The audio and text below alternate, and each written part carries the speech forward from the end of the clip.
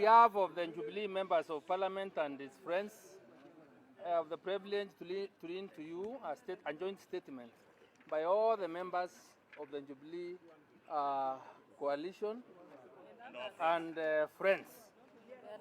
This is the statement. I think you can be able to see for yourselves and make the correct judgment. The House has just adjourned for lack of quorum and because of the importance that the Jubilee members of Parliament attach to this matter. And friends, this is the statement. In 2007, Kenya went into an election pitting President Mwai Kibaki against ODM Raila Odinga. Honorable William Ruto, then as Eldoret North Member of Parliament, played a key role in supporting Raila to ensure he wins the polls. After the elections, Raila, in his usual habit, refused to concede defeat and decision that plunged the country into mayhem that led to the loss of life, destruction of property, and the crumbling of the economy. By refusing to concede defeat, Raila held President Kibaki and Kibaki's government hostage, forcing the international community to intervene. And Raila, through intimidation and coercion, forced a handshake with President Kibaki.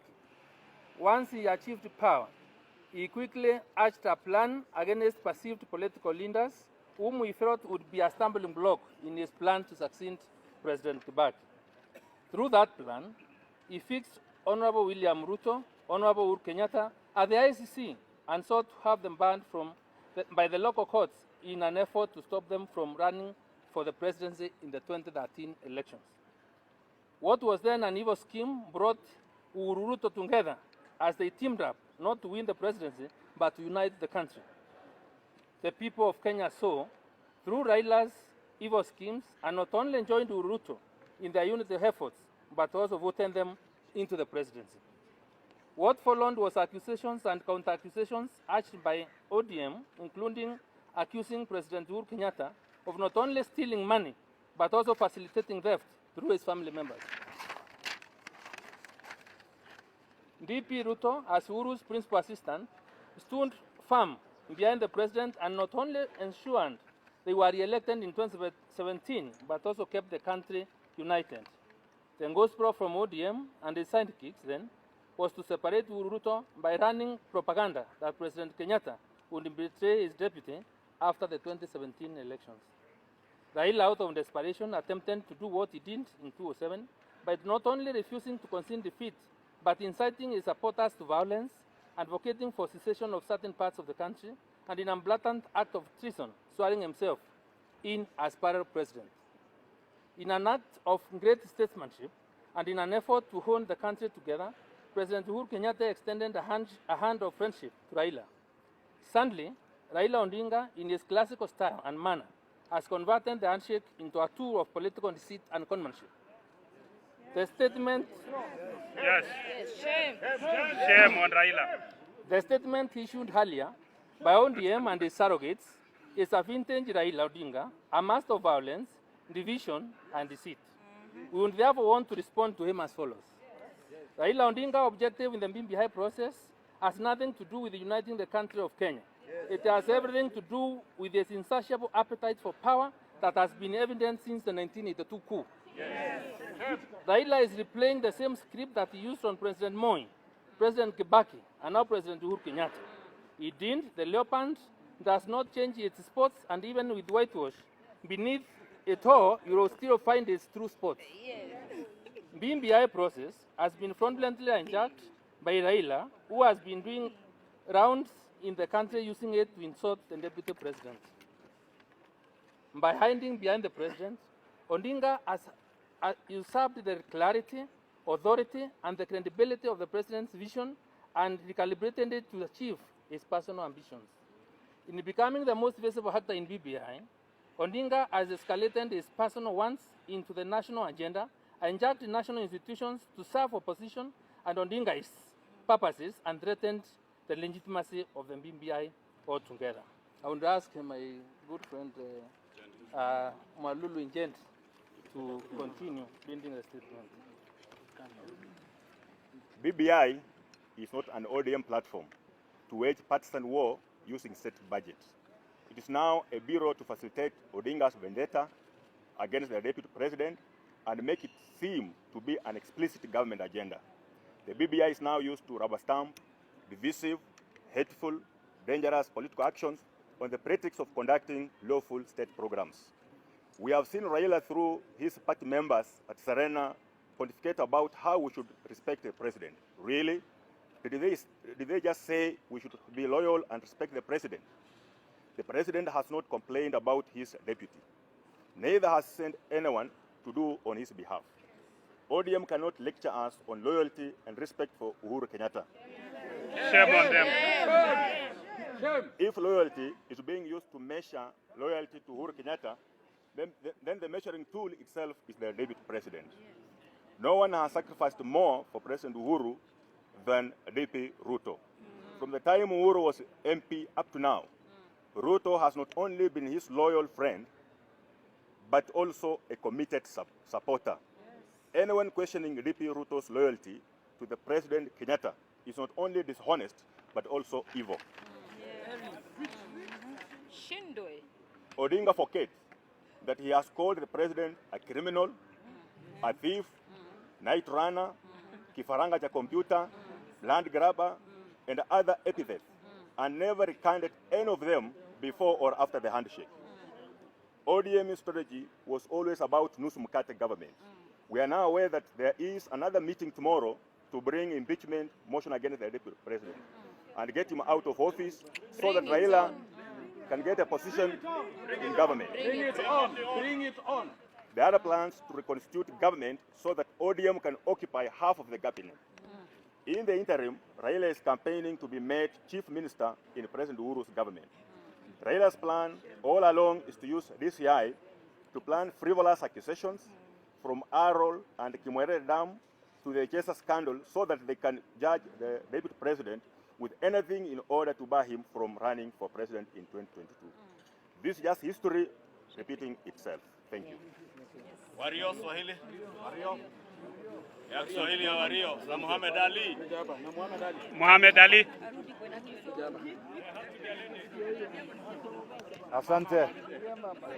Asante. Kwanza kabisa Wakenya ama taifa ya Kenya ni taifa ya waumini. Waislamu, Wakristo, Wahindu ni watu wanayomcha Mwenyezi Mungu. Kamwe Kenya haitokuwa taifa rege.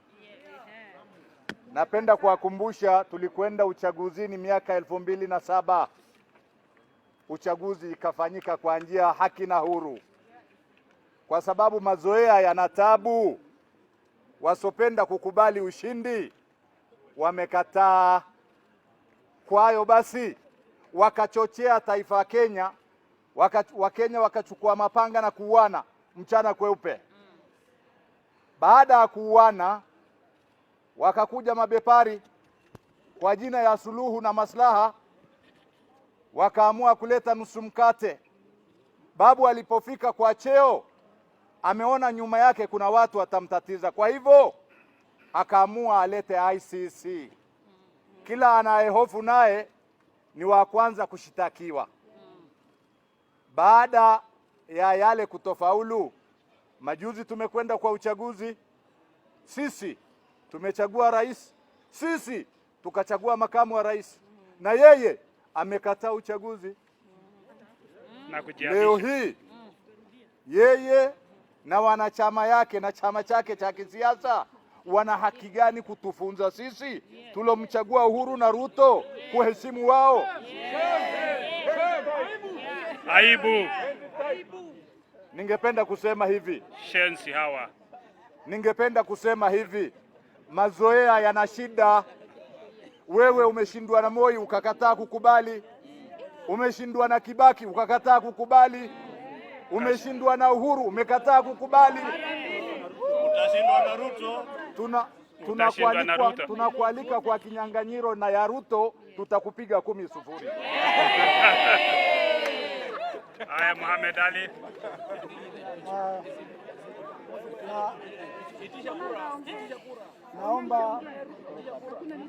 Naomba niseme hivi ya kwamba Kenya inaelekea pabaya, na mambo ambayo tunashuhudia sasa ni muungano wa matapeli wanaotafuta nafasi katika serikali ya Kenya kupitia mlango wa nyuma na wakitumia jina ya muungano wa kuleta Kenya pamoja. Sisi tunataka kusema hivi. Moja, kuna baadhi ya wabunge wanaosema wanataka kumimpeach deputy president.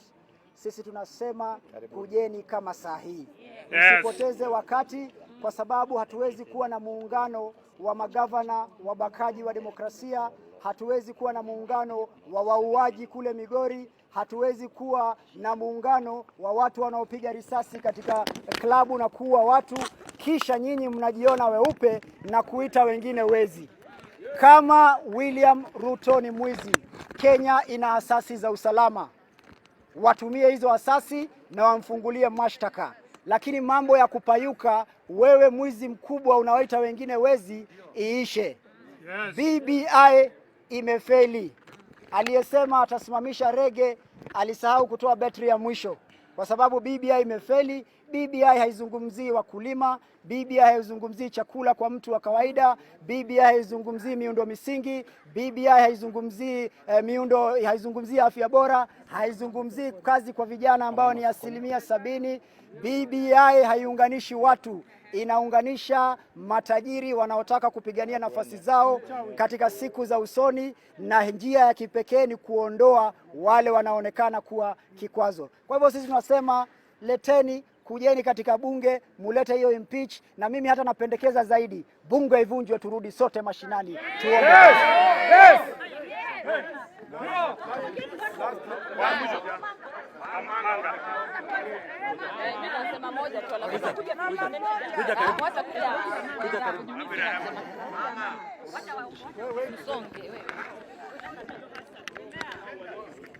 Okay. We hear that they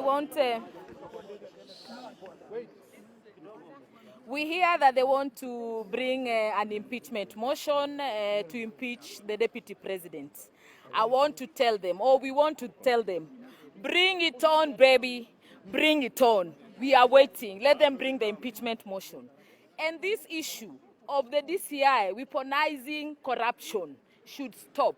How comes up to date with the big headlines for the last 2 years, we've not seen anyone who's been prosecuted? How comes when they're talking about Kimorer, a road dam, and there was about 7 billion, there's 21 billion, there's someone who took 4 billion. How comes that there is no one who has been charged in court? So let's not politicize this war of corruption, and we stop profiling. We actually profiling people and trying to make some people from a certain region to look like they are corrupt and not the other. And that one should stop.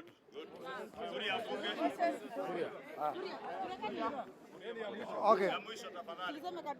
Let me say on behalf of all these MPs, and for avoidance of doubt, if Raila Odinga and ODM have two options, and one of them is William Ruto resigning, take it from me that William Ruto is not resigning, because he is not anybody's appointee. Yes. He was elected on the ballot. Yes. Number two, it is a prerogative of the president to reshuffle cabinet. He can do it anytime. We don't have that power. He has a power. If you want to bring Raila Odinga as chief minister, let him just go ahead instead of all these shenanigans. Yes. Finally, tuko tayari kwa uchaguzi. Yeah. Tuko tayari serikali ivunjwe. Yes. Tuko tayari kwenda kwa debe. Yes. We enjoy 80% of the support of Kenyans. Yes. Wakimwaga ugali, tunamwaga kitoweo. Yes.